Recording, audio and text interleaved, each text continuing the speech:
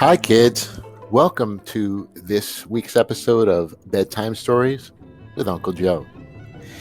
Did you know there was a legend of a woman who could turn straw into gold? Or could she? Let's see in the tale of Rumpelstiltskin. Once there was a miller who was poor, but who had a beautiful daughter. Now it happened that he had to go and speak to the king, and in order to make himself appear important, he said to him, "I have a daughter who can spin straw into gold." The king said to the miller, "That is an art which pleases me well. If your daughter is as clever as you say, bring her tomorrow to my palace, and I will try what she can do." And when the girl was brought to him, he took her into a room which was quite full of straw, gave her a spinning wheel and a reel, and said, "Now set to work, and if by tomorrow morning early you have not spun the straw into gold during the night, you must die." Thereupon he himself locked up the room and left her in it alone. So there sat the poor miller's daughter, and for the life of her could not tell what to do. She had no idea how straw could be spun into gold, and she grew more and more miserable until at last she began to weep. But all at once the door opened, and in came a little man and said, "Good evening, Mistress Miller. Why are you crying so?" "Alas," answered the girl, "I have to spin straw into gold, and I do not know how to do it." "What will you give me," said the mannequin, "if I do it for you?" "My necklace," said the girl. The little man took the necklace, seated himself in front of the wheel, and whir, 3 turns, and the reel was full. Then he put another one on, and whir, 3 times round, and the second was full too. And so it went on until morning, when all the straw was spun, and all the reels were full of gold. By daybreak, the king was already there, and when he saw the gold, he was astonished and delighted. But his heart became only more greedy. He had the miller's daughter taken into another room full of straw, which was much larger, and commanded her to spin that also in one night, if she valued her life.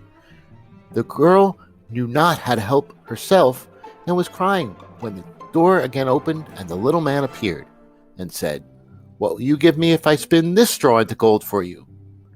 "The ring on my finger," answered the girl. The little man took the ring and began to turn the wheel, and by morning had spun all the straw into glittering gold.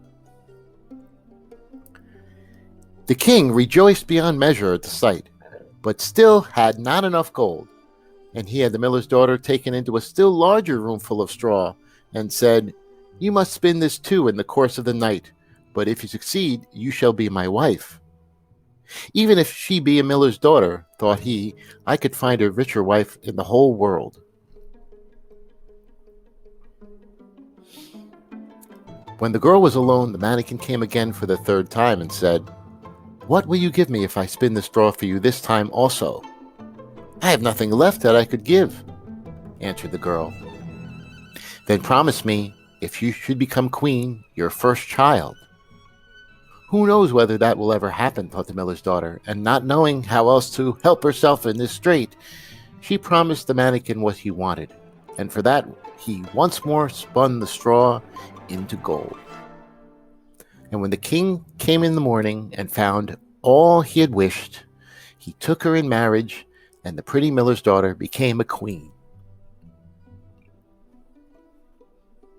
A year after, she had a beautiful child and never gave thought to the mannequin.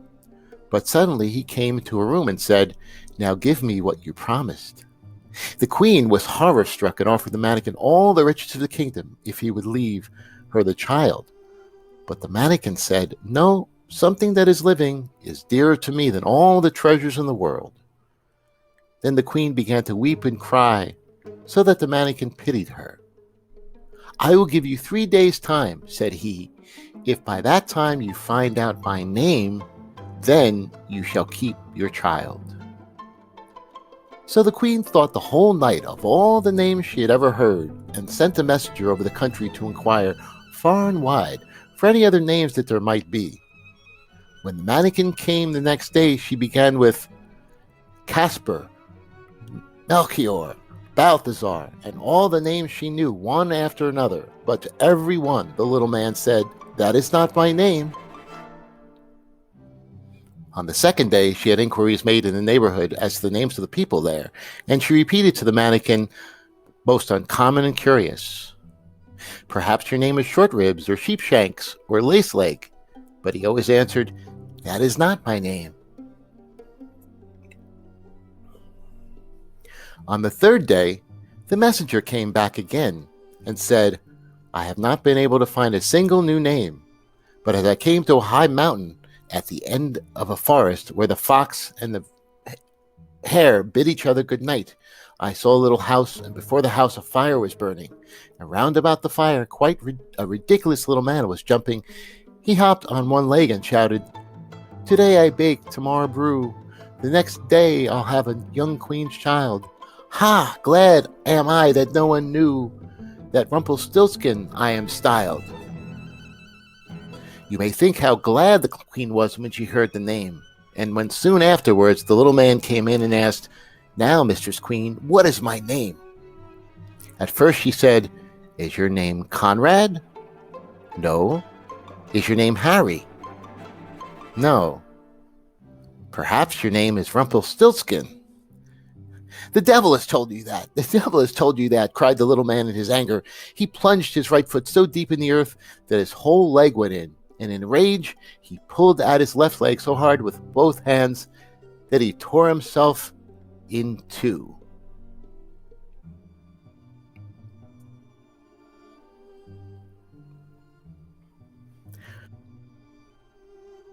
That was quite an abrupt ending, boys and girls.